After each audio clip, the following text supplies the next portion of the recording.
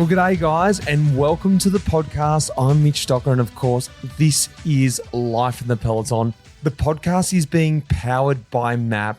Life in the Peloton and MAAP have come together to help continue to tell the beautiful story of all facets of cycling, whether that be through the cool kit that MAAP make or the stories we hear at Life in the Peloton. It's a great combination.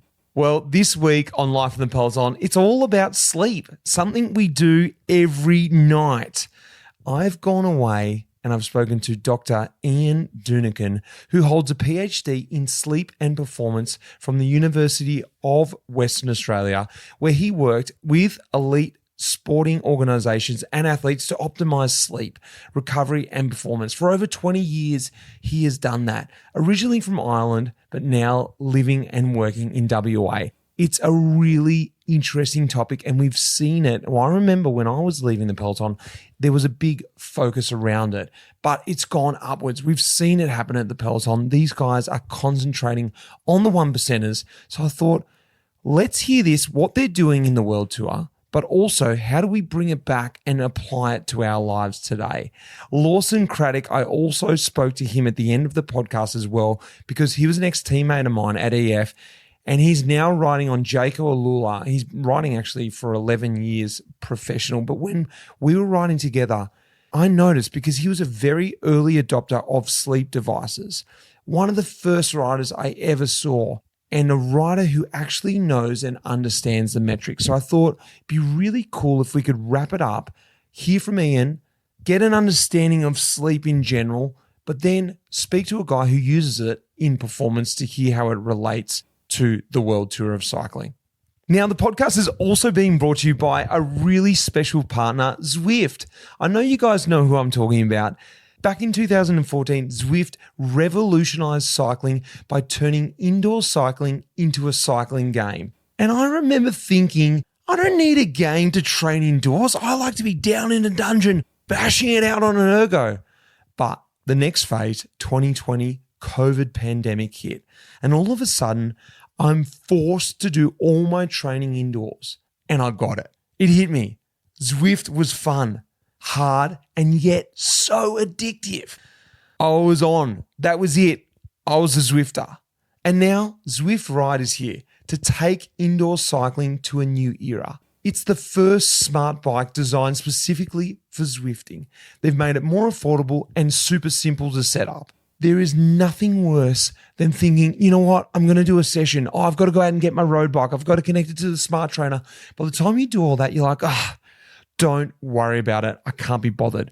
That is the best thing about Zwift Ride. You can just leave it there, set up to your smart trainer, ready to rock and roll whenever you feel like jumping on and smashing out a session. It's available in the US, Europe, UK via Zwift.com and Wahoo.com.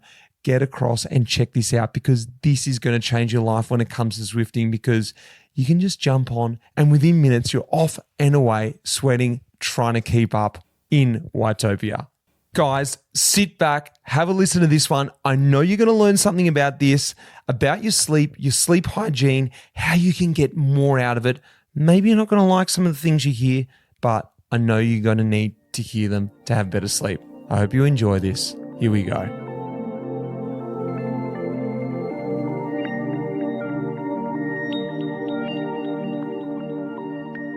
Well, we've got a special guest here, Dr. Ian Dunican. He holds a PhD in sleep and performance from the University of WA, and he's worked in elite sport organizations with athletes to optimize sleep, recovery, and performance.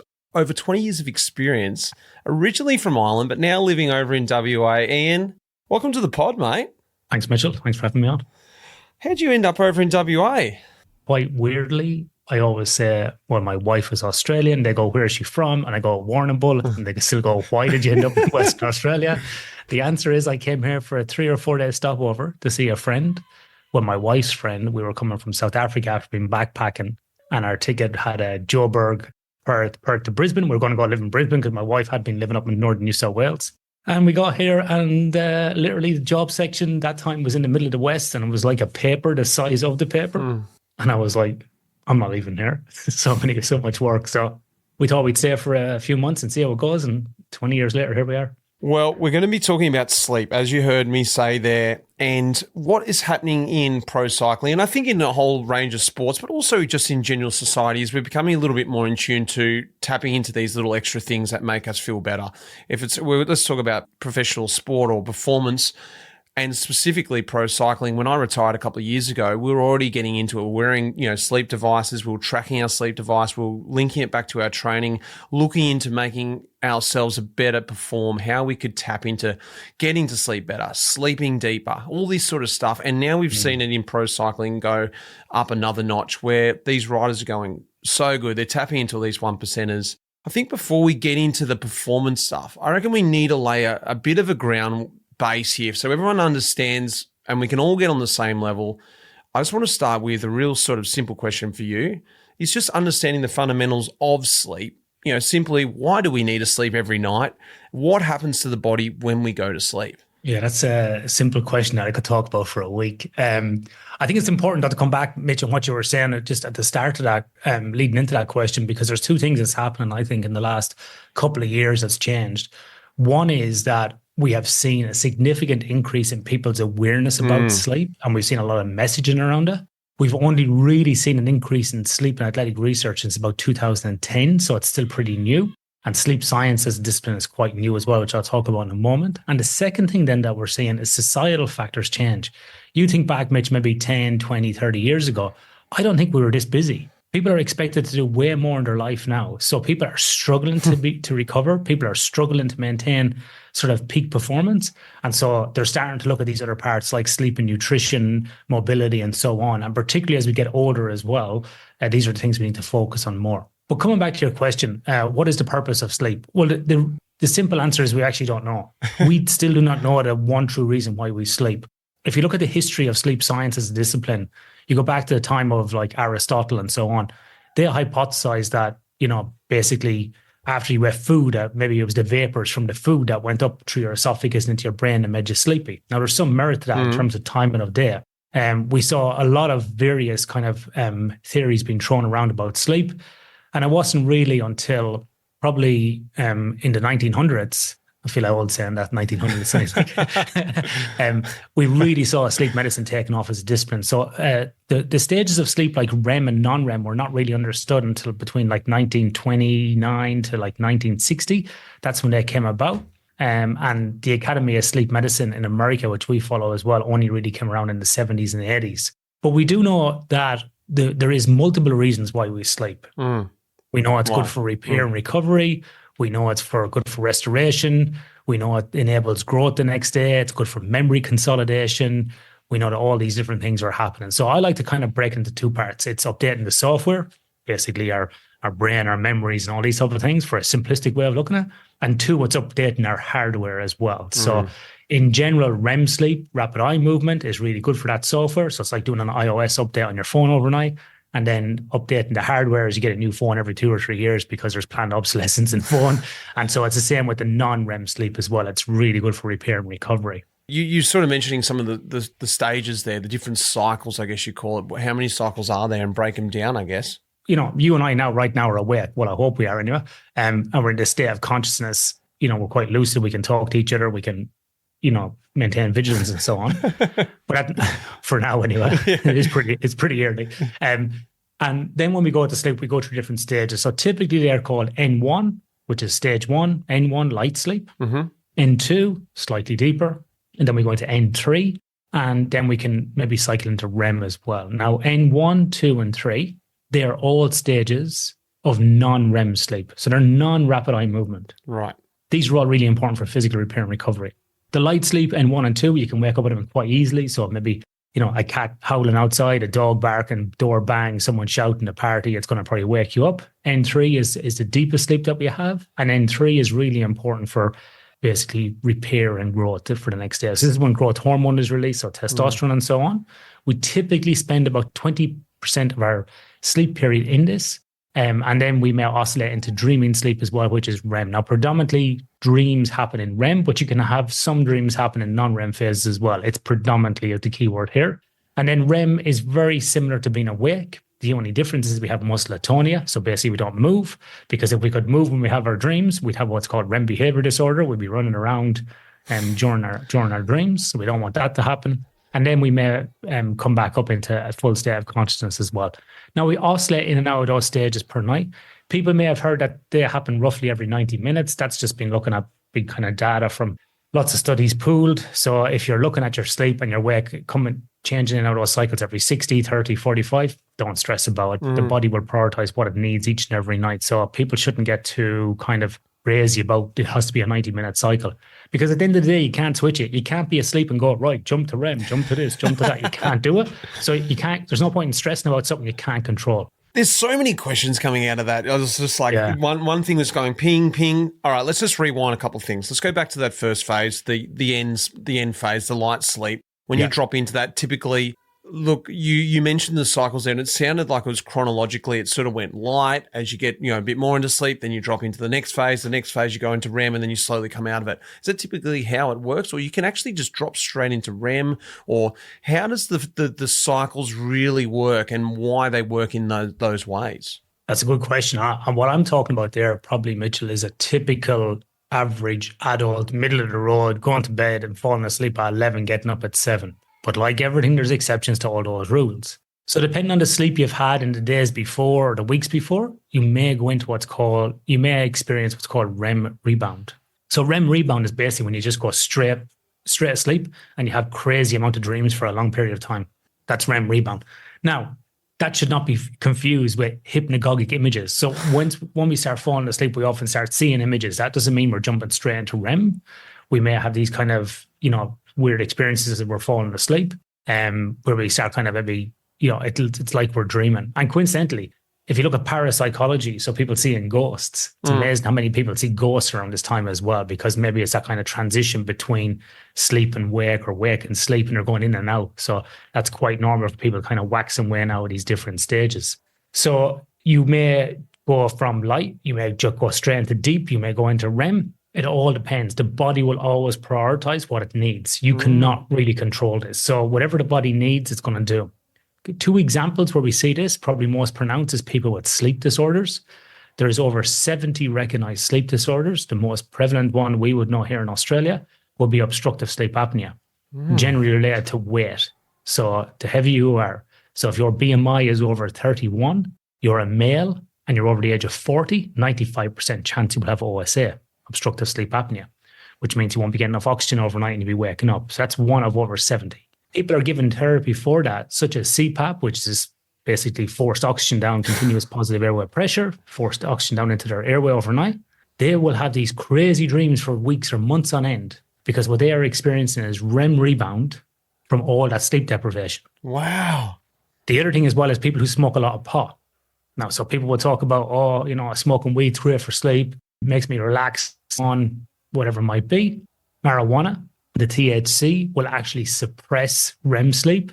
And then when you come off weed, you may have crazy dreams for up to 6 months. Hence why some people go, I should start smoking pot again, because when I don't smoke pot, I have these crazy dreams and can't sleep.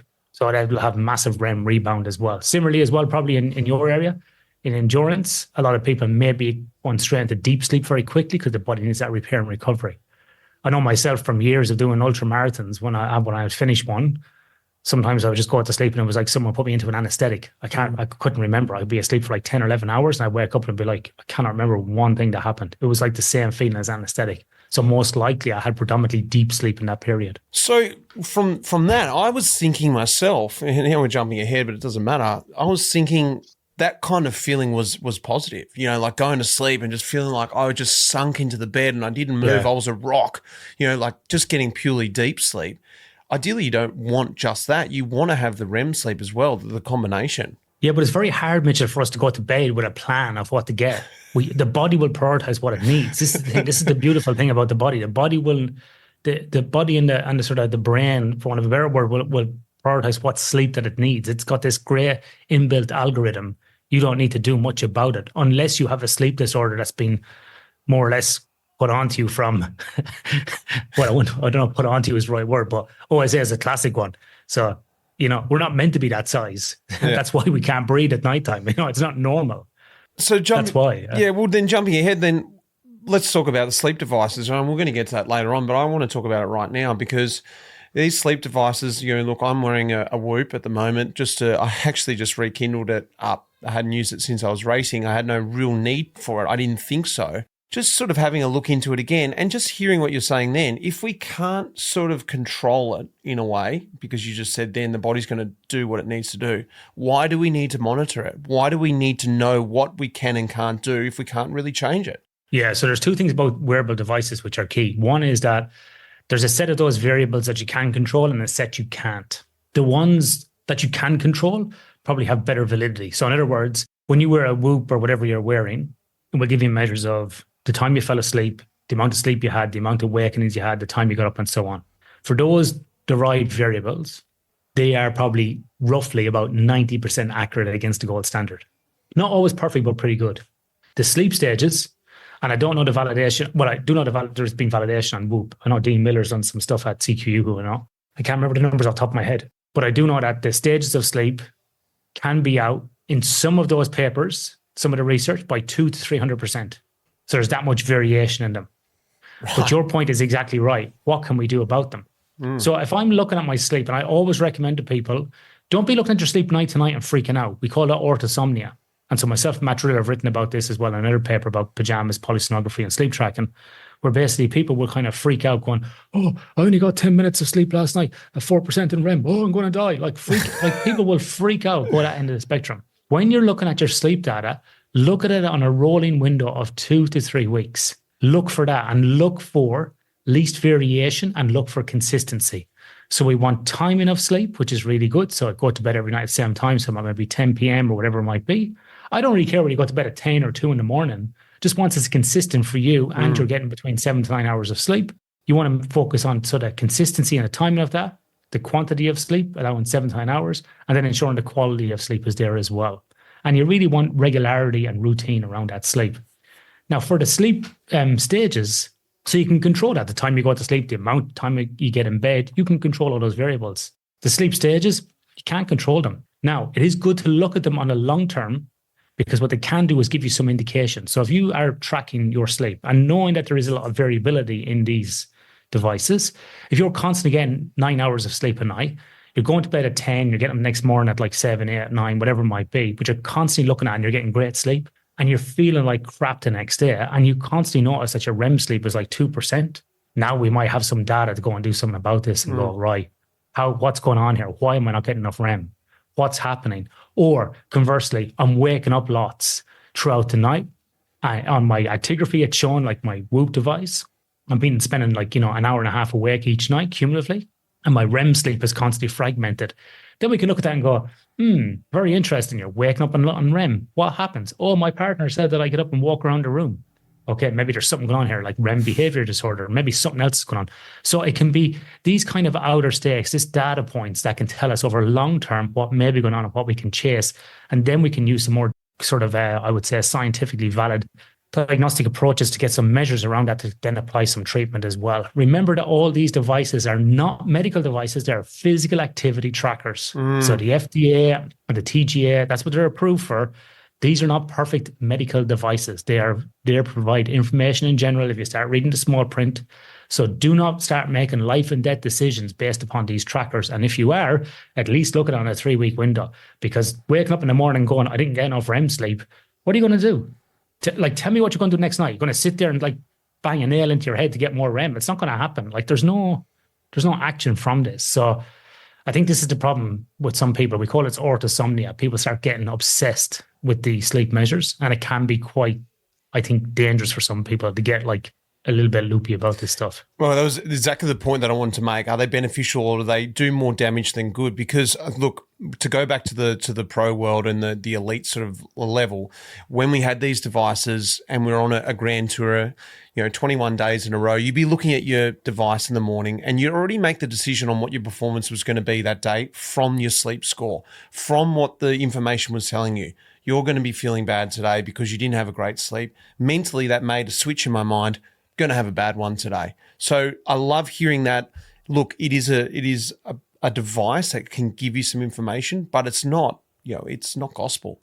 It's not, you need to just observe it. And I think the best way I used to do it was put that information away until the end of the day, until I could look at it, or use it in a training scenario where I could actually try and, look at the information and change something. On a race, I couldn't change those things. I think at home we can change things. And when we talk about changing things, what are we talking about? Is it setting up, the way that we get to sleep? Is it changing your environment? What are the things that are going to be able to alter those different cycles? It's a big question. I know there's a lot of different things, but you said in the start of this that there's not a whole lot we can do. Your body is going to jump into what cycle it needs. When we're talking about honing and helping ourselves drop into different, sleep cycles or even get to sleep, what sort of stuff are you talking about? Yeah, before I talk about that, Mitch, I just want to come back on that point about that, because some people may be experiencing or still doing exactly what you're saying, waking up in the morning, like having a bad night's sleep. This is going to sound quite harsh, but I think that's actually an idiotic way of looking at stuff, because what's going to happen is you're just going to piss yourself off and you're not going to have good training.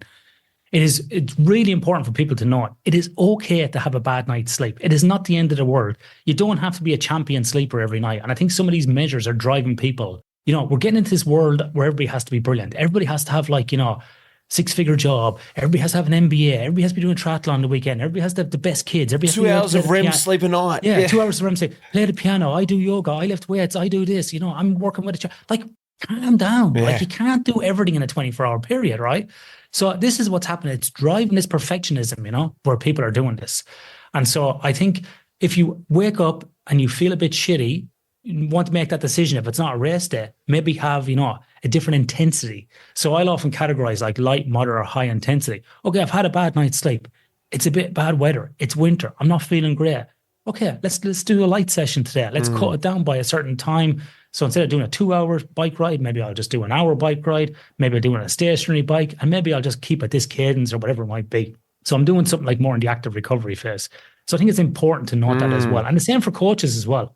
This is a problem. Coaches just get used to it, suck it up and push it. Fucking that's stupid. This is silly. If we have the data and we want to be strategic about it, let's use it properly. Also as well, if you've had a bad night's sleep, but the last 3 or 4 nights before that, you've been getting 10, 11-hour sleeps, right? Champion sleeps. On average, you've still been achieving 9 hours. You're good to go. So don't talk yourself down. Maybe you can push it. So, don't talk yourself down the other way either. On that note then, what advice would you give to guys who are in the middle of a stage race where they can't alter anything, they can't decide to take an easy day, the race rolls on with or without them, they've got to just suck it up and follow the race, and they've woken up, they've seen that data. What's the sort of advice if someone came to you, you were on a race, you're advising guys, hey, look, Ian, this is what's happened today. Right, this is where I switch, right? And this is where I go. Right. This is a bit like military stuff. It's a bit like when I've done endurance racing myself or martial arts or like long distance stuff. This is where just fucking do it, man. It's not like you're racing every fucking day. Just do it. This is your one chance. Push it. You can fucking sleep after this. That's what I would say to him if I was the coach. Because the thing is, we're not inducing long-term sleep deprivation. We're not inducing, this irregularity of sleep overall. It's okay to go through a period of poor sleep. We see this with fighters. We see it in F1 drivers. We see it in Major League Baseball. We see it in military. Sometimes you just have to grit it and bite down your mouthpiece and just go for it. There is going to be shitty days. And that's what separates people, I think, as well. I'm not saying that sleep isn't important, but it's not like we're going to get someone to do that every single day. It's once or twice, or maybe once in a race, or every once a month or once every 2 weeks. It's not that much, and we can make it up. So we can kind of push through it. So that's what I would say to that person as well. The second thing then I would say is maybe we can use caffeine strategically across that day as well. So we get into caffeine and the impact of caffeine on sleep and performance. So we know that caffeine, the pharmacokinetics caffeine for most people, anywhere from 10 minutes to an hour to peak in the system, about 4 hours of a half-life. So when can we take caffeine across that day to actually help push that performance? So we know then if we start getting into what's called circadian biology or chronobiology, maybe that race, starts at 11 a.m. and it's going to go through till roughly 3 p.m. We know that around like 12:30, 1 o'clock, we're going to get into this little funk, this little dip, this post-lunch dip, regardless of food, this is going to happen. Maybe that's the time we strategically load up caffeine between 12 and 1 to give that person that boost for that last stage of the race. We know that's going to happen. So there's very little around sort of the sleep and nutrition interactions. A lot of it is self-reported and anecdotal. But we do know that the two biggest things that's going to have an impact on somebody is caffeine and alcohol. And we know we can use caffeine strategically during the day and sort of timing it right, not to have a negative impact on sleep at night. And then obviously, I think people are well aware of the deleterious effects of alcohol. It helps you fall asleep, but fragments your sleep across the night as well. Even one glass can do that. So, I'm sure we'll talk about, kind of sleep hygiene and on optimal routines for sleep. And they're the things we can control outside of those variables that can actually help us set us up for that good night's sleep overnight as well. My message to athletes is here, Mitch, as well. If you have a bad night's sleep and you're racing, just bite down on that mouthpiece is the words I would say, and just go for it. You're getting a chance here, just can do it. Don't use it as an excuse.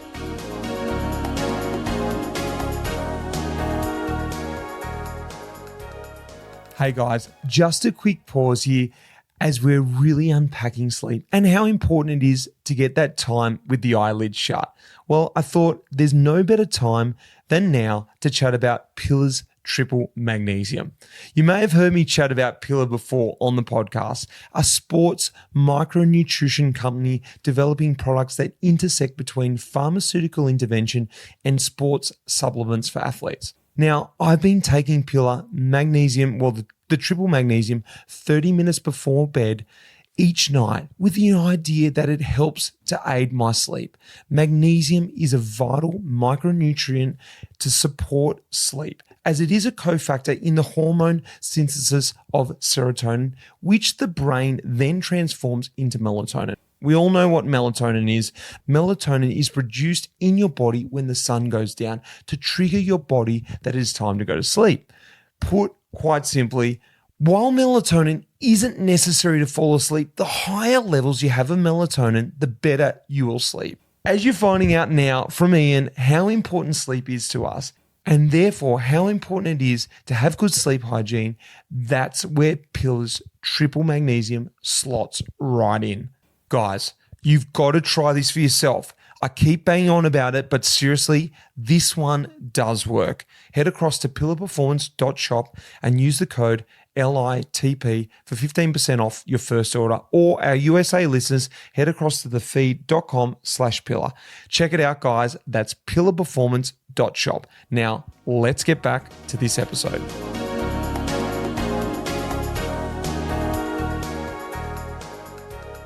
Look, I'm very much not needing to do peak performance anymore. So I'm very much living on what you just said. Look, I've got to just push through today. It's not going to matter if I'm functioning at 100% or 90 or 80. I can still get it done. I don't need to follow the world tour anymore. My question out of all that is, and I'm sure a lot of people are probably listening to this and going, yeah, I can push through. I can make it happen. What are the long-term effects of lack of sleep then? Because people can just keep pushing it and keep going, cool, I can get it done. 5 hours tonight. I've got to get this project done. I've got to get up at 4, 6 hours tomorrow, yada, yada. It goes on and on and on. When is too much? When is that time where you're going to go, all right, you need to start prioritizing sleep because you're going to burn out? Right. So the difference there, Mitch, and I want to come back on this because it's really key. The difference is in the last question that we were talking about competition or race, which doesn't happen every day or every week. Yep. Right. Now, if people are racing every week, then we have to have a bit of a long-term look at what's going on. But I'm talking about someone maybe potentially racing once a month, right? Or once every 2 months. When we're talking about non-race periods, training, adaptation, we don't want to induce that sleep loss. That's not what we want to do. We don't want to have that whatsoever. So we don't want people to be kind of biting down their mouthpiece on a training day. So they wake up on a Thursday morning, they've only had 5 hours sleep, and they've only had 5 hours sleep every night this week, because I'm sure many of your listeners have full-time jobs, have kids, to maybe racing amateur or recreationally, trying to beat their friends on a Saturday, whatever it might be. You can't, and this is about the balance as well, you can't have that level of sleep loss. So you need to make some fundamental changes then to your schedule. So then you would need to step back and look and see how much time you're allowing for sleep. Unfortunately, many middle-aged athletes, male and females alike, tend to just use sleep as a passive exercise at the end of the day. I've gone to work, I've done something with the kids, I've done my training, I've had dinner, I've watched a show. Okay, now I'll get into bed. Oh, what time do I have to get up in the morning? Oh, 5 o'clock, so I have to go for a bike ride before I go to work. Okay, good night. And then people will come to me and go, and this is all athletes, I got something wrong with my sleep. You see, I'm only getting 5 hours of sleep a night. And I'm going, but you go to bed at 11 and you get up at 5. And I'm like, let's count that back. That's a 6-hour window. And they'll go, yeah, but what? I need to get 8. 8 doesn't go into 6. You don't have a sleep issue. You have a mathematical problem here. And for some people, it is actually that simple. And I'm telling you, I've worked with some elite athletes making millions of dollars, and they've had the same problem. They've gone, oh yeah, that's what I need to do. Sometimes it's just about allowing more sleep time. So that's the first thing I would say is that you cannot get adequate sleep and recovery unless you don't allow the adequate amount of time to do it. Like, I'm not that clever, but even when you can't get 8 hours and 6. Even when you just said then, you can't get more than 6 hours of time in bed. It doesn't equate to 6 hours of sleep, does it? That's right. And that's another good point as well, because we have to allow for what we call sleep onset latency, the time to fall asleep, which can range up to 45, 50 minutes for some people. Some people fall asleep really quickly. Some people take a little bit of time. The other thing as well is across the night, it's normal to wake up a few times. It's an inbuilt mechanism to us. We wake up, protective mechanism. You may experience this when you travel. A lot of people wake up in hotels, unfamiliar sleeping environment, or so on. That's quite normal as well. So to get 8 hours of sleep, I generally say to people, you need to be in bed for at least 9 to get that actual 8 hours of sleep duration. And I think people confuse the two, time in bed versus sleep duration. Time in bed is not always sleep duration. So generally, if someone's in bed for 10 hours, they'll probably generally get about 8 or 9 hours. And so we call that sleep efficiency, 80 to 90% of sleep efficiency. It's basically a utilization metric of the bed.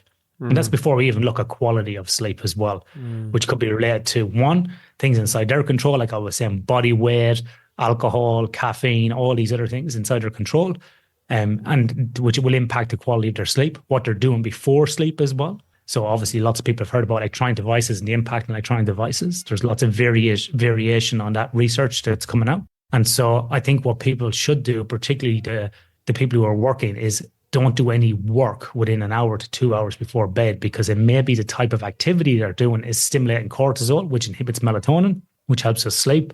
And that could be affecting our sleep as well. Well, that's what you've sort of tapped into it now. I think that all this stuff is called sleep hygiene, isn't it? Sort of the way we prepare for bed, the way we sort of do everything around sleeping, getting ready for bed, the routines, your wearables, I guess, sort of roll into that. All this sort of stuff. Let's chat a little bit about sleep hygiene now, because I think that taps into a little bit what I want to talk about is quality versus quantity. Maybe having 9, 10 hours of sleep a night of low quality is maybe better to have, 7 of high quality. I don't know. Is that correct? Or is that, let's talk about those two subjects and whether they work together or not. I don't know. So there's no consensus on what the definition of sleep quality is in sleep. There's no consensus. There's a lot of division about what is sleep quality. Okay. Well, and so, yeah, what's the argument then?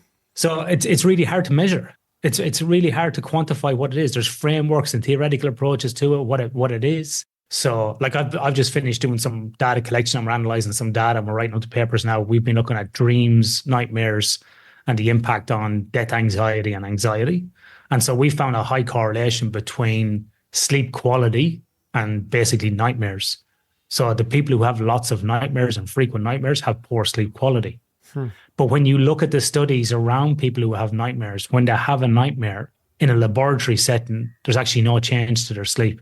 So their sleep architecture, so the time in REM, deep sleep, and so on that we spoke about earlier on, doesn't change. So now it becomes a subjective felt experience the next day. I feel like my sleep was bad, even though objectively it was really good. And there was no problem with their sleep on a night of a nightmare compared to a night of no nightmare. But now they're saying my quality of sleep was really bad. So because of the content of the dream. Some people will say that their sleep quality is really bad because of maybe airflow, noise, partner snoring, whatever it might be. So sleep quality is very difficult for us to, basically give a numerical number. Now, many people are listening to this going, but I have a device that says my sleep quality was 92. That's completely made up, right? That's an algorithm from that device that's probably looking at the consistency of your sleep, the time you go to sleep, your age. It's probably looking at a few variables there. It is made up, but it's probably just looking at some kind of general, data points from the research behind it, but it's not a true measure of sleep quality. And so National Sleep Foundation in America says that basically, if you can kind of fall asleep in a certain time between maybe 10 and 40 minutes, you get about 7-9 hours of sleep a night, you feel pretty good the next day. These are all the things that would indicate sleep quality as well. It's very hard to get sleep quality. But come back to your point about the timing of sleep or the duration of sleep versus the quality. We see people in society going, I only need 4 or 5 hours sleep a night and I perform quite good. I would say that probably 99% of the people that I have seen that get 6 hours or 5 hours sleep a night generally are overweight. They're not very healthy. And I don't think they're the sharpest tools in the cabinet either, because They can have a lot of brain fog during the day. They're relying on a lot of caffeine, a lot of sugar, all these stimulants. When someone says they can get by on 6 hours sleep and it's got no effect on them, I want to see somebody that's not pre-diabetic, someone that's reaction time is on point and can probably, run a 10K in under 40 minutes. That's what I'm looking at when I'm looking at someone that says they can get by in less than 6 hours sleep and function. And there's less than 1% of the population that can do that. Yeah, and for how long? Look, I think I'm falling into that category sort of in this last sort of couple of months. Stuff's need to get done. I'm watching more what I'm doing, and it's around 5.5 to 6.5 hours a night. Yet stuff's getting done. Don't necessarily think I feel better as a person. I still feel like I can do what I need to do. But how long? That's the thing in the back of my mind. How long can I keep pushing this boat out like that? It doesn't. That's what I'm sort of feeling. Is like I feel like I'm tapping into something I don't need to. Yeah, I think it's going to be dependent on individuals as well, Mitch. If someone's really fit and healthy and young, they'll probably get away with it for longer. I started my career out in the military, wasn't really focused on sleep in an infantry unit. I'll be honest as well, we partied a lot and went out, and you come home at 4 or 5 o'clock in the morning, you can go and run 10Ks, then the next morning it's easy. If I did that now, I'd be in hospital, I'd have to call an ambulance. I'd be on a drip for a month. That's even without the drink. It's just staying awake. Yeah. It gets harder as you get older. But I think there's so many factors in it. I wouldn't recommend it long term. I think once what's really interesting is that the people who do that, once they go past about 10 days, some of those people become pre-diabetic. And for the people who may not be as active as yourself, some of those people gain up to 5 kilos in like 2 to 3 weeks. And we know in the shift working community, so if anybody is listening to this and does shift work as well, in this scenario I do a lot of research in as well and do a lot of work in shift work, especially in mining and fly out and drive out. We see people generally in the first year of shift work, independent of the calories that they consume, gain between 5 and 10 kilos in a year because their whole kind of leptin and ghrelin system around nutrition and sleep is completely discombobulated. They're all over the shop as well. So my recommendation is that if you've got to go through a short period of sleep where it's only 5 or 6 hours and you're not feeling great, don't do it for more than 10 days in a row because you will start getting some negative effects. We see that long term, that lots of sleep disruption, particularly from shift work, i.e. people doing night shift permanently, is linked, the odds ratios are linked there to cancer, prostate cancer in men and breast cancer in females. But there is no positive impact that comes out of sleep loss long term. Now, the problem is, as well as I think what we're seeing amongst a lot of middle-aged men, and I'm putting myself square in this bracket here, in your 40s and you're kind of, you're losing it, but you don't want to lose it. You're not as strong as you were once, but you still want to be a little bit tough. And I think what we're seeing here is a lot of people here now starting to sacrifice sleep for this kind of toughness element. We see all this stuff on social media about getting up early, rise and grind, the 4 a.m. club, the 5 a.m. club, crush the day, get this extra hour of sleep. I would say that 95% of those people, when they ask me about it, are like, but then I'm wrecked by 1 o'clock. Totally. Don't fall for this like media hype and bullshit online. I'm not sure about those people online that are doing that, but maybe they can go back and have a nap during the day. Maybe you've got a 9-hour, 10-hour job during the day. You're an executive or a manager or a shift worker. You can't go and have a nap. Maybe you've got 4 kids.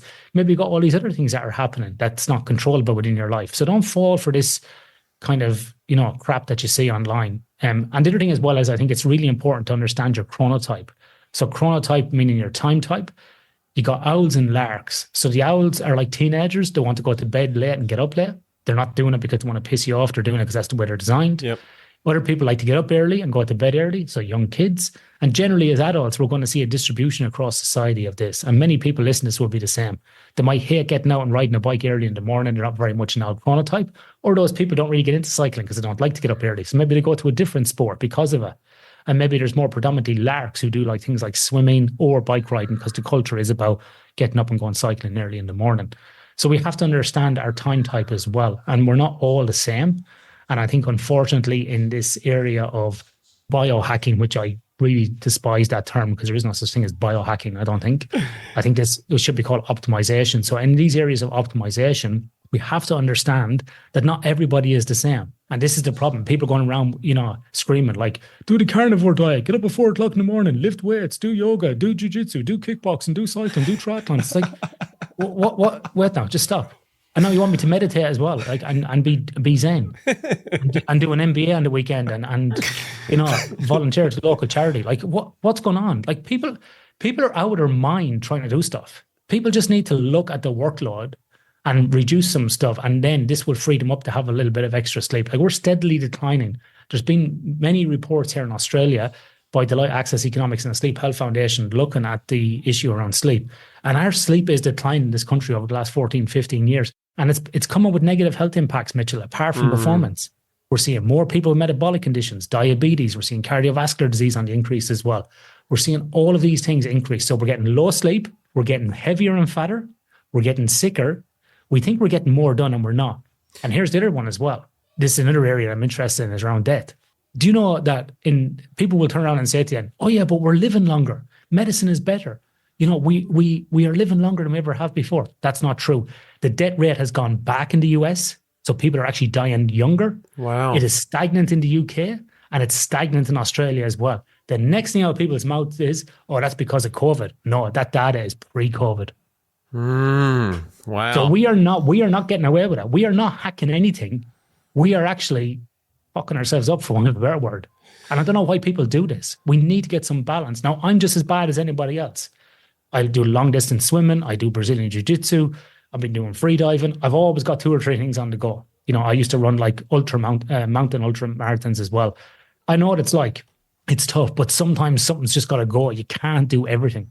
It is difficult. Do you think that one of these elements, and I think a lot of us, we look to sport for something to follow, for enjoyment, for inspiration, all types of sport. You look at these athletes, like you said, you look at them on social media, but you also just see them on TV and you aspire to be athletes. Let's talk about pro cycling now. This biohacking, that's in pro sport. We're looking for the 1%ers. We're looking for, compression boots and, the next supplement that can help us there for, 0.25% here. How do we hack into our sleep? So I feel like that busy lifestyle that you're talking about in a general, the general public is also in professional sport. These athletes are doing a million things to find the 1% rather than worrying about the 95%, the training and the recovery and the nutrition, right? What's your opinion about when it comes to professional sport? What's the change there? Is it sort of what I'm saying? Are you seeing that as well? Yeah, it's just as bad. I think professional sports,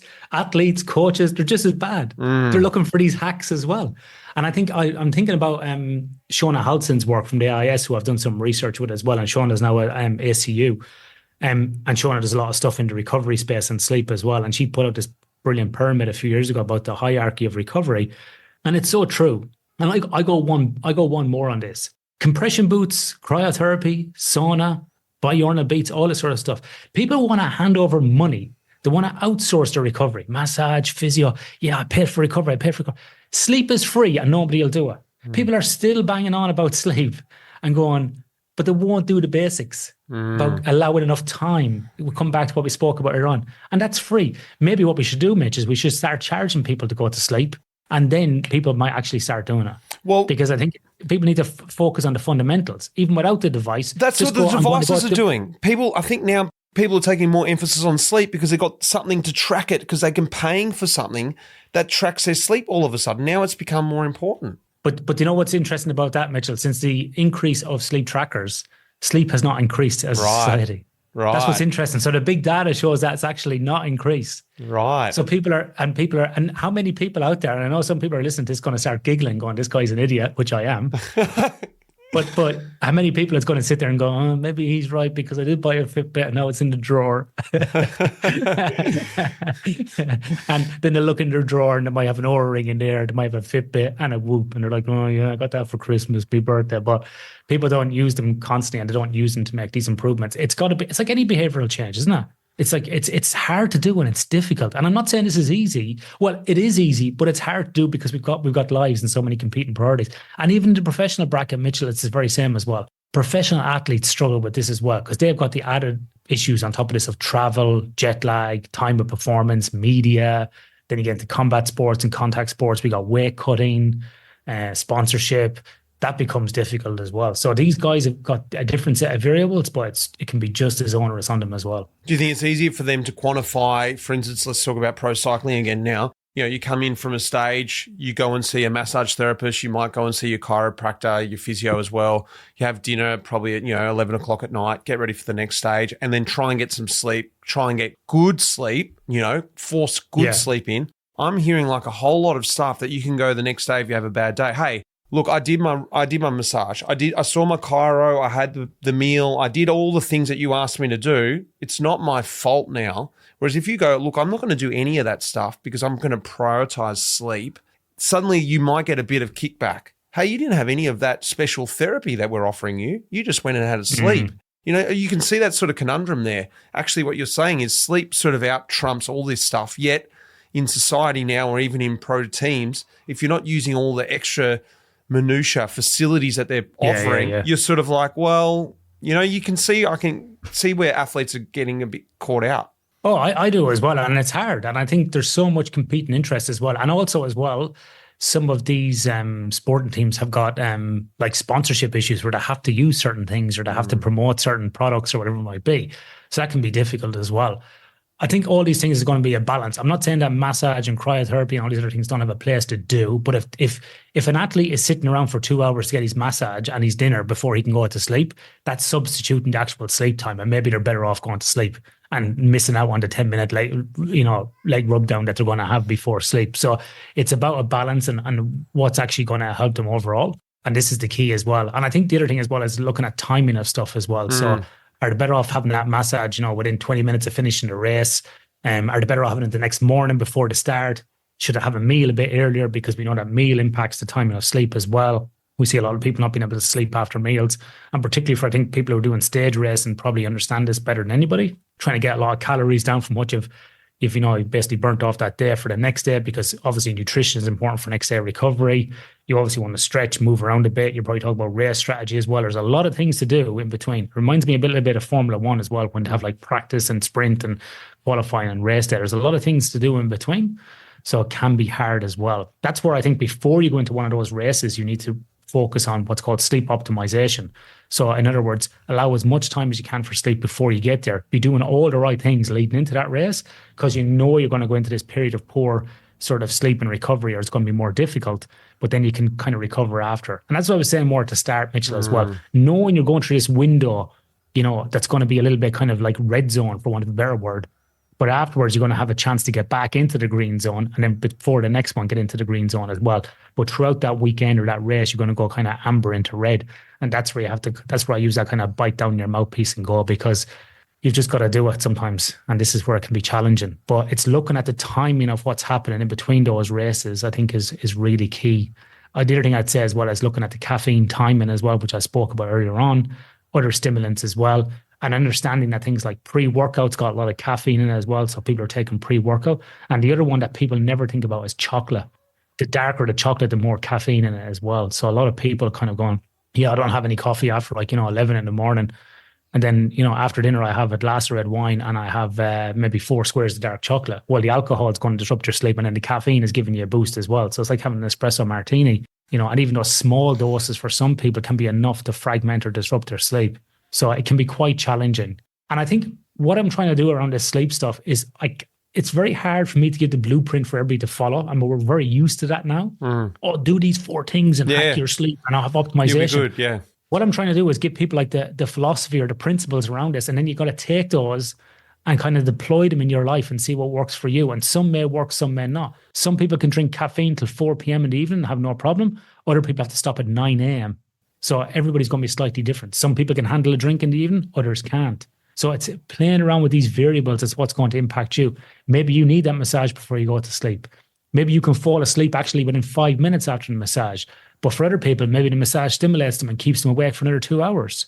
So it's how do you play around with these variables? And there's no one blueprint for everybody. And that's kind of a key takeaway from this. And I know that frustrates people, but in a world where everything is binary, yes, no, good, bad, support this, don't support that, biology is not like that. Biology is a difficult science because everybody is so different, and we cannot apply a cookie cutter approach to everybody. And that's why some people listen to this might be like, oh, this is why, Doug down the road or Johnny down the road can do this and I can't, because we're actually different. One last thing I really want to talk to you, and maybe it's not your area of expertise, but it's all got to do with sleep, so I'm sure it is. Something that I think a lot of listeners are going to relate to out there. They've got young kids. I've got my own young kids at the moment, and you're walking in to say goodnight to your kids, or when they've been asleep, go and check on your kids. They sleep so deep. You can lift them from one bed to another. You can give your kid a kiss on the cheek. They do not move. They drop into the deepest possible sleep. Well, my kids do anyway. I'm generalizing. I'm assuming all kids are like this. Once they get to sleep, they're gone. What is this phase with children, and how do they differ to us as we get older? You spoke about the chronotypes or the types of, the way you sleep. Like my kids, they wake up super early. They go to bed early. You try different things to make them sleep longer, but you want them to go to bed earlier. What's happening when we're younger, and why is the different sleep sort of cycles different then? Lack of a mortgage. It's a good question. And again, you're probably getting a good experience here, Mitch, with your kids being like that. Other people don't have that experience. So it's not ubiquitous, There is a lot of variation in kids' sleep as well, and lots more sleep problems emerging as well. But to talk about how does sleep change across the ages, it does. So obviously as newborns to toddlers to infants, to young kids like primary school age, and there's pre-adolescent and adolescent. It's exactly what you said. They're going to be like a Lark chronotype, get up early and go to bed early when they're very young. Then it's become a teenager to go to bed later and get up later. That's just basically how they're designed and what happens. Kids in general would need a lot more sleep than what we do. So we see even up until the teenage years, 18, 19, 20, kids are going to need up around between 9 to 11 hours of sleep a night for some in a 24-hour period. Why can they sleep so soundly? I would guess that you're, in that respect, maybe, or your example, maybe your kids are quite active. So we see the same principles that we apply for adults. And this might be actually a good time to talk about these. These are some good things that we can do for not only adults and kids. And this may be why kids sleep a little bit better. First of all, we need to get light during the day, natural light. Open up your windows, open up your curtains, get outside and get some light. You need to get that light for at least 20 to 30 minutes across the day. It doesn't have to be first thing in the morning, but it can help. But you want to have 20 to 30 minutes of light. You can combine that maybe with exercise as well. That can be nice as well, particularly if you're doing some outdoor stuff, swimming, running, cycling, and so on. Or maybe even if you've got some weights, maybe go out into the garden and lift them as well. Get a bit of sunshine on yourself. Light is very good because light will synchronize what's called our suprachiasmatic nucleus, which is like basically our body clock in the base of our hypothalamus in our brain. And that will synchronize everything. That light during the day will actually help our sleep at night. And kids generally get a lot of that because they're outside playing, or should be. The second thing we can do as well for kids and for adults, I'm going to come back to it, is sleep regularity. I don't know what you might have over there in Victoria or other states, but I know here on TV, they got something like Fat Cat, he goes to bed. Yeah. And it's like, oh, Fat Cat's going to bed, right? After this, you got to go and we're going to have a shower and going to read you a story, and then we're going to go, put your nightlight on and whatever, play a lullaby, whatever it might be. But nice routine. Yeah, routine. What do we do as adults? Oh, the kids are in bed. Right, let's get a drink. Okay, now let's put on that like Haunted House Manor show or whatever it is on Netflix. Okay, right. Now, while that's on, I'm just going to do a few emails here. Yeah. Oh, yeah. What? Oh, I just sent you something on Instagram. And this is all going on while the show's gone. So you got the Instagram thing going, you got the show on, you're catching up on some emails, and you're having a glass of red. Oh, Christ, it's 10 o'clock. Let's go to bed. Shut that down. Let's go to bed. Why can't I sleep? Like, if you did it to a kid, they'd be all over the place as well, right? I'm laughing because it's just so true. It's so true. It's so true, right? Everybody does that. And so this is the problem. And so you're replacing sleep time with all this activity. The activity is stimulating us as well. So we're doing the same for the kids as well. The next thing was we want consistency of what time we get up as well. So we don't want to be getting up one morning at 4:30, next morning at 8:30, and so on. The more variation we have at the time we go to sleep and the time we get up in the morning, we call that social jet lag. And so that time at sleep onset variance. So we don't want that variation. And so when kids have that variation in time to go to bed and time to wake up, that's when they start having behavioral problems during the day. They start sleeping more. They start getting very irritable. So the key is to keep that schedule consistent, not only for kids, but for adults as well. So light, consistency of sleep schedule. And then we want to talk about sleep and environment as well. So we want to have that sleep environment dark and cool and comfortable. We don't want that as a second office, a storage facility, and so on. We want that to be a place, a refuge where we go for sleep. Now, it's going to be a source of contention in the room because women are going to like it really warm and men are going to like it like the Arctic. It's always an issue. So you could look at different strategies around pre-cooling the room or using a fan on your side of the bed. You could also look at potentially having 2 different duvet covers. So one thick and one thin. You could use like in a bed, you could use like 2 king single sheets and 2 duvets as well. So you're sleeping in the same bed, but you have your own bedding. That's another strategy as well. You see that a lot in Scandinavia. This happens. So people can regulate differently as well.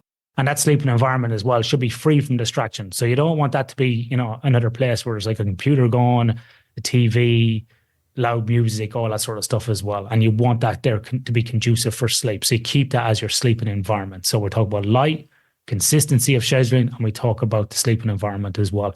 These are some of the key things that people can do, independent of the alcohol and caffeine that we spoke about as well earlier on.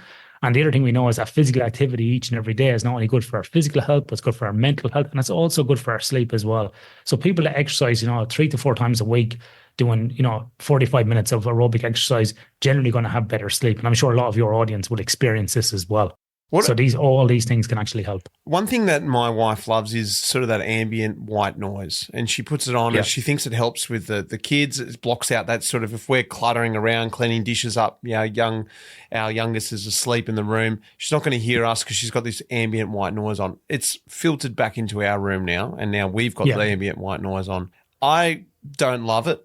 But I've got used to it. What's the effects of that noise? Is that something positive? Do you want that noise in the background? And then you become dependent on it. Personal preference. Like some people, like I love listening to like a podcast or the radio as I go to sleep. And I developed that habit as a young kid, like maybe probably 11 or 12. My dad used to come into my bedroom and go, "You're like an old man." I used to listen to talk back radio when I was 11 at nighttime. I just loved the kind of the chat, kind of nighttime radio chat, like, "And now here comes John ringing in from Bendigo." "Yes, John. Yes. Yes. Well, that's very interesting that the cow ran through your field." Like I don't know why. I mean, I think it's just the tempo or the cadence of it. I just really liked it. It wasn't so much the content. And the same with podcasts as well. I'd put on like a philosophy or a British history thing, and I'll have like, someone, posh talking away. And that seems to help me. But you put on maybe like what they call green noise, which is like, noise from the environment, like birds chirping and all rain and falling and all that stuff. That drives me mad. Like, so like, so it just depends what works for you. So there's no solution. Other people love it. People like listening to stories. There's on Spotify, and there's Calm apps and all these things as well, where they have like people telling stories. Some people love that. So my message there is, Mitchell, is that whatever works for you, whatever's not agitating you. So maybe the white noise is agitating you, that's not good. But if it's not agitating you, you can fall asleep. It's all good, yeah, whatever works for you. There's no conclusive studies on that either. It's an interesting study I would like to run about looking at the difference on podcasts, because, podcasts or radio or the content, because there's some stuff I can't even listen to during the day, so I couldn't listen to it at nighttime, What about light? You spoke about light before, and I know when I was racing, we'd be in the hotel rooms and you've got sort of red lights everywhere. There's one on the TV, there's one smoke alarm up there, then there's one over here. So we take some tape with us and we tape all the lights up in the room. Ultimately, once your eyes are closed, why would that light affect you? I think for me, it became psychological. Oh, the bloody red light, I'm sure I can see it. Is that true? How much effect does the light have? So Sean Kane's and some of this work at Monash University. Sean's probably the leading expert in this area around light. So I know that one, it's a distraction. You can focus on it because it drives me crazy as well. I'm always plugging out stuff in hotel rooms. I've read some research around that, and I could be wrong, but I believe that light still can affect people because it can be absorbed through the eyelid into the eyeball in a simplistic form. For some people, they're that light sensitive. And to work out your light sensitivity, a good one would be in the evening is, can you handle like ceiling lights being on in a room? Or when you go out during the day, do you need sunglasses or not? I'm very light sensitive, extremely light sensitive. I always need sunglasses, winter and summer when I'm outside. My wife is the opposite way around. So people have different light sensitivities as well. So for some people, it can be more the psychological thing. For other people, I think it actually impacts the timing of that, the stimulation of that SCN, and really affects them. Yeah. So I did read a study years ago talking about red light impacting people being asleep. And there was some other stuff as well. I don't know how good it was around even red light being absorbed onto your skin. So I'd have to come back and have a look at that. There was one, I don't know if it was a study or somebody on a podcast doing biohacking was talking about it. I'm not really sure. I'd have to check that one. It's a good question. But independent of that, if it's annoying you and causing you frustration, you're doing the right thing there, Mitchell, is tape over them as well. So if you can unplug them or tape over them, because I do the same thing as well, especially those ones that flash. Oh, they drive me insane. Absolutely insane. Yeah. So I always bring an eye pillow with me as well. It's like a little yoga pillow, like a heavy pillow. I like that little bit of pressure on my eyes. But I also bring like an eye mask as well every time I travel, just in case, and some tape if I can't tape over. But those ones that flash, the smoke alarms, they drive me insane. When it comes to us, does sleep promote sleep? If you get good sleep, good consistent sleep, that routine, are you going to sleep better? Or is it better to grind yourself to the ground, make yourself super tired, and then you're going to have like a 24-hour sleep that night? The answer is no, I don't do that. I'm just thinking myself, and when I was racing, and you'd be in a grand tour, so 21 days in a row, and actually the more tired I got, the worse I slept. Towards the end of the grand tour, I was having the worst sleeps. So I was sort of in that theory, and I'm watching our kids, and I'm thinking, maybe sleep does promote sleep. You know, maybe when I'm not over the limit tired, you know, I think we've always got this theory. Well, I always had this theory. Oh, I'm so tired. I've killed myself today. I'm going to have the best sleep tonight. But actually, it wasn't the case. Yeah. Yeah. No, you're dead right. Yeah. It's not always going to be the best case. And you're going to, if you keep doing that over time, like I said, it's okay every now and then to do it for a race or an event or whatever it might be, every now and then. But if you constantly keep doing that, you're just going to just have negative impacts to your health and long-term performance. So it's not recommended to do that. You know, the biohack here, if people want the biohack, is that routine is key here. It's boring, but effective. And it's going to set you up for having good performance. So if there was one biohack I'd say for people to take away from this conversation today, is routine around your sleep. And that's what you need, is routine, consistency, quality, regularity.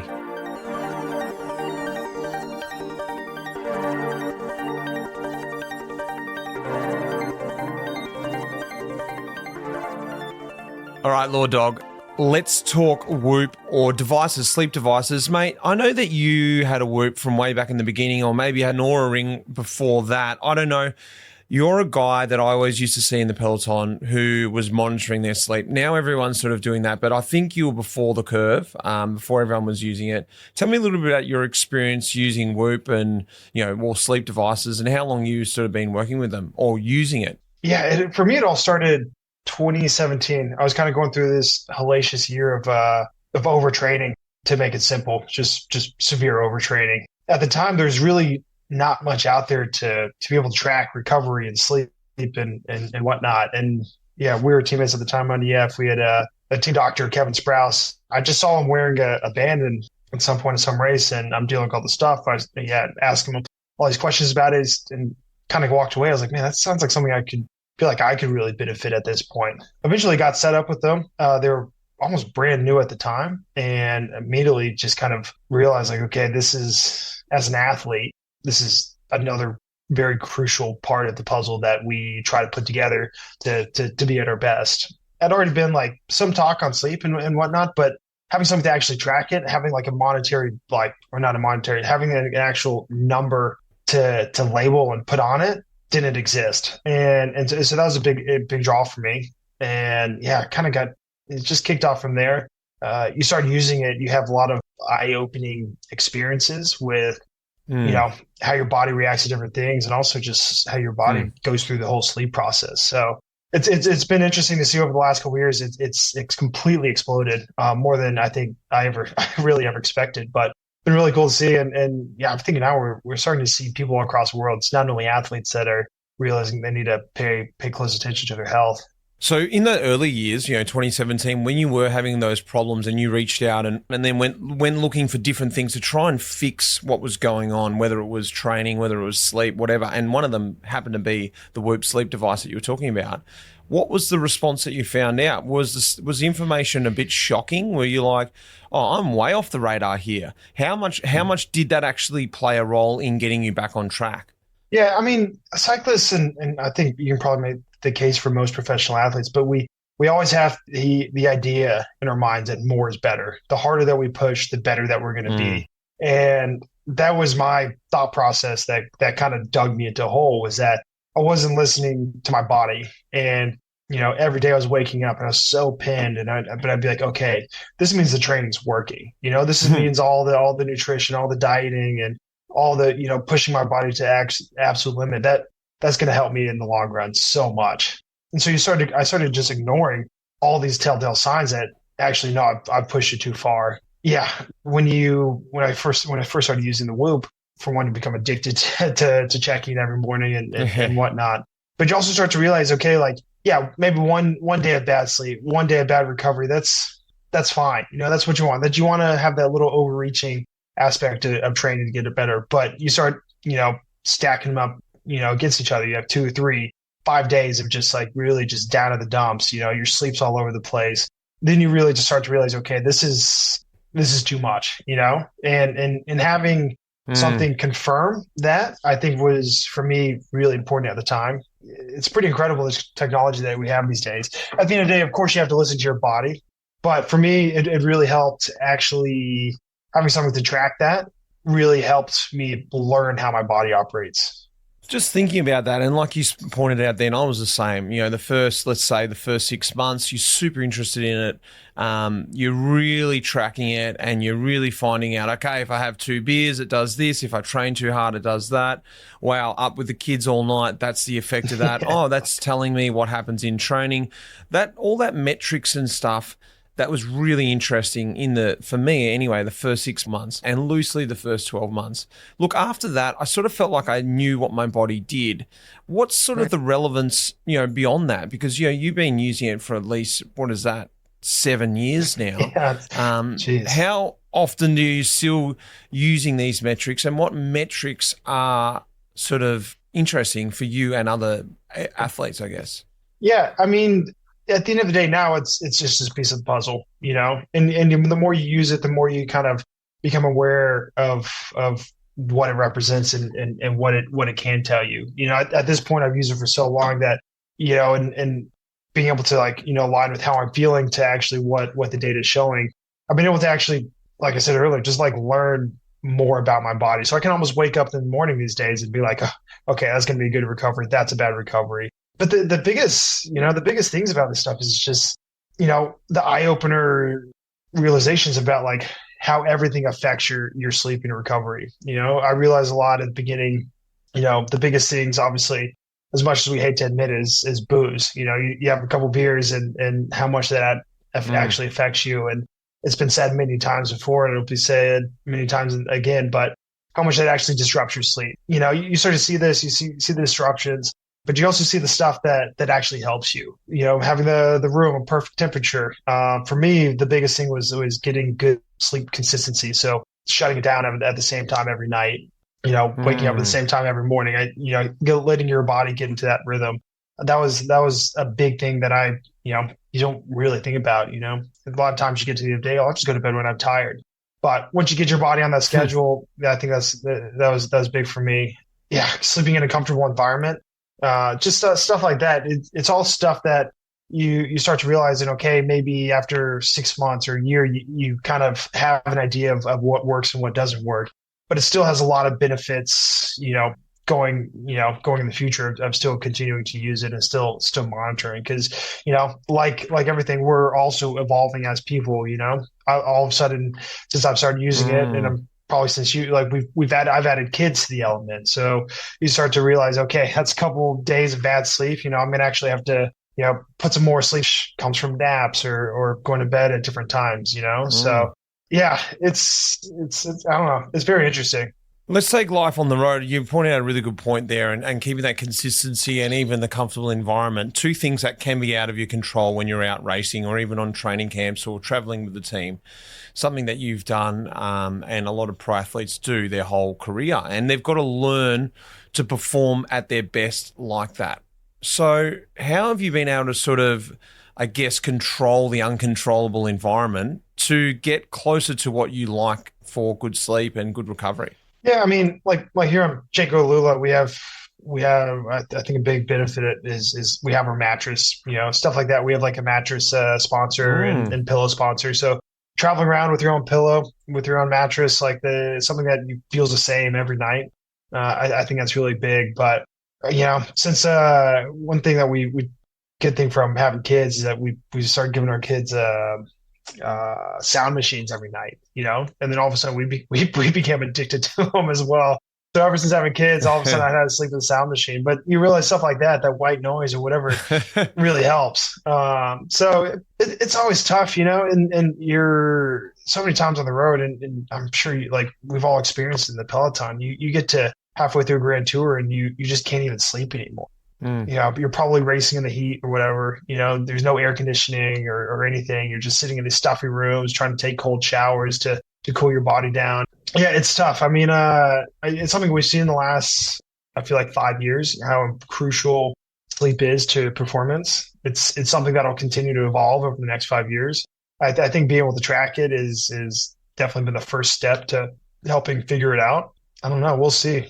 In saying that, and you're pointing out how important it really is, maybe it's yourself, maybe it's the teams. How much emphasis are they putting on that? It sounds like you're putting a lot of emphasis on it. How far does that really go? Are you going to the extent of going, you know what, like you said on a grand tour, the schedule's getting so busy. I'm getting back at 8 o'clock. I've still got to have dinner. I still got to get back, try and, speak to my missus, blah, blah, blah. I'm not going to go for a massage because I value sleep more than getting a massage. Where does it sit in your, I guess, hierarchy when you're on a grand tour and when you're on a race? And also, where's the team putting the emphasis on sleep? Are they making it? You pointed out with the team, Jayco, where they've gone, cool, let's get a mattress, let's get a pillow. But are they also doing other things around that, or other teams? Are you guys ahead of the curve? I don't know if we're ahead of the curve, but I think we're right there on the curve. There's always going to be some new kind of, technology or device that comes out, portable air conditioning units that I think will help. But I think it's down to the rider, because it also is very particular on the person. Some riders like to stay up late and sleep in the mornings, like I'm sure us with kids, we like to kind of shut it down a bit earlier so we can wake up a bit earlier in the morning. But I think we'll see a lot of changes in the next couple of years. I think something sweet would be some kind of device, like something that can make you feel more at home environment. I think was something that I wouldn't be surprised if we saw in the next couple of years. Somehow like getting the same, something simple as getting the same scent in the room, something like that, that you kind of associate with home, associate with sleep. I remember rooming with you. You would always get in the room and you like the, was it Parlo? Yeah, for like stuff like that. The Palo Santo. Like a nice little smoky scent or something just to help you relax a little bit, but I think, I don't know if that's why you did it, but I mean, you probably just got sick of like smelling. Well, the reason why I did it was actually Taylor Finney introduced me to that, and I think he was meditating to it, and it is a meditative scent piece of wood from Mexico that they meditate to. But I thought, you know what, this is quite cool because it exactly like the mattress, whatever hotel room I'm in, wherever I used to light it at home, it was a familiar smell. It was the same scent wherever I went, which I liked. So it wasn't a scent that I had from my house, but I introduced it and just tried to keep it common. I thought that was not a bad idea. I think stuff like that, I mean, I don't know. Maybe it's running rampant in the Peloton now, but I think it just shows you how particular it is actually to the rider and to the person. Something like, I remember rooming with you and I loved it. Yeah, I thought it was awesome. But I think we're starting to see it's incredible how many people are starting to become attuned to it. But it's kind of an eye opener to 10 years ago, 15 years ago. We'd all just be staring at our phones, or we'd have the TV on until we fall asleep, like how bad that is, the level of the Peloton is incredible right now. It's bigger, faster, more exciting, whatever than it ever has been before. And it's all been these different parts of the puzzle that have, attributed that, it's like all the equipment, of course, is faster, but it's also the nutrition and the training and sleep is now definitely a huge part of that we're realizing. Lastly, Lord Og, one thing I sort of got to the point with sleep devices and all the stuff you're sort of talking about is there's a point, I felt for me anyway, there was a tipping point where it became a negative. And I was worrying too much about everything else rather than the 99%. So where with sleep devices specifically, looking at the sleep score in the morning or the recovery score in the morning before I had hit a stage, being at stage 15 of a grand tour and waking up and discovering you should be having a rest day right now. Your recovery is 3%, and you're thinking, well, I'm going to have a really shit day How here. Are you alive? But what can you do about it? You've got to go out and race. Yeah. So psychologically, it set you up for a bad day. Do you think that is an effect? Do you think it's better to not know that stuff? Because it can be, it's great in a controlled environment, training camp, but when you're on a race, how does that affect you and other athletes? No, it's a very good point, like how many times do you wake up and, at some point in a stage race or a grand tour and you know you're pinned. You know your body's just like, it's just not going to do it today. You know, of course you're going to open up the app and be like, okay, yeah, there's just confirmation that I'm going to be on a shocker today. But I think it's also, you know, maybe for some guys they can take that as a kiss of death and be like, you know, it could ruin the race. But I think for me personally, it's been like, this is just confirmation that I need to take it easier today. There's no going for the break. There's no, you know, obviously I'm going to do my job to the best ability, but today is a day that I truly need to, you know, somehow recover as much as I can. So it's kind of it's a fine balance you got to walk on, but yeah. And some guys, they can't deal with they can't handle the information, and it's also okay just to, you know, shut the app down, you know, log it all, but don't look at it. For me personally, I enjoy looking at the stats, seeing it every day. And yeah, you know, because if you see the bad days and you think you're going to have a bad day, you know, you could also have the flip side where you say, okay, I'm stage 17, I'm 85% recovered, I'm in the green or whatever it is, ready score is skyrocketing, you know, no one else is going to be feeling like that, or not as many guys are feeling like that. So I'm going to be on one today. Maybe the team should start tapping into the apps and start tweaking the sleep scores just to play with their minds. Oh man, it's not a bad idea, is it? Yeah, that's all a mental game. So, just lastly, do you think how many can you predict are using sleep devices in the Peloton? Would you say 80% guys have got these, you know, whoops or, you know, Aura rings going on, or is it less than that? How many guys are really tracking their sleep and being professional about it? Oh, man, I would be inclined to say that probably 95% of the Peloton at least has an account. Wow. At least has an account with one of these things. Whether they use it now or continue to use it, but I would say you're close. I would say anywhere 60 to 70% are using it on a daily basis. So, but I would say that everyone's giving it a shot. So.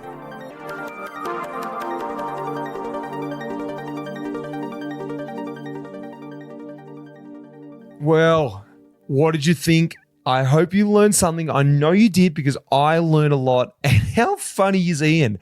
I love chatting to him. He's such a good guy. And he kept pointing out things. And I'm like, mate, have you been sitting in my house just watching what I do? That is exactly what happens. Really, really fun podcast. And of course, Law Dog at the end. I love chatting to him to put it all back into context when it comes to professional sport. Big thanks goes out to our major partner, MAAP, of course, Red Bricks Media, who put this together. You guys, of course, for listening, and the Life in the Peloton team. If you haven't already got yourself a Life in the Peloton book, or if this is the first time you're hearing about it, get across to maap.cc and grab yourself one of those, because you are not going to regret it.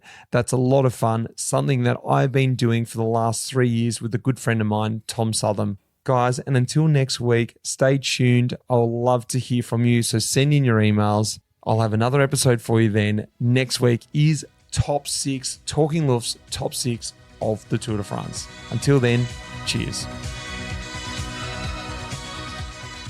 That iconic music in this episode was composed by none other than the legend, Pete Shelley. Cheers, mate.